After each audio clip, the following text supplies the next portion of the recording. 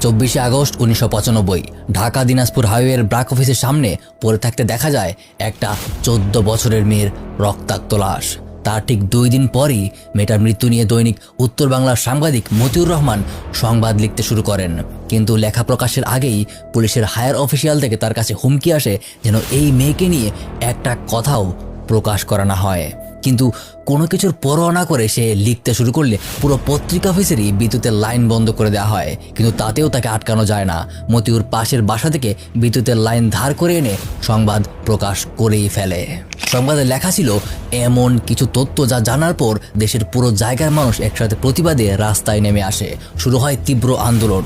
সমগ্র দিনাজপুর জ্বলে ওঠে। মাত্র 24 ঘন্টার মাঝে আন্দোলন এমন পর্যায়ে চলে যায় যে পরিস্থিতি সামাল দিতে সরকারকে দিনাজপুরের সব জায়গায় বিজিবি নামিয়ে কারফিউ পর্যন্ত ঘোষণা করতে হয়। কিন্তু তারপরও কারফিউ উপেক্ষা করে হাজার হাজার মানুষ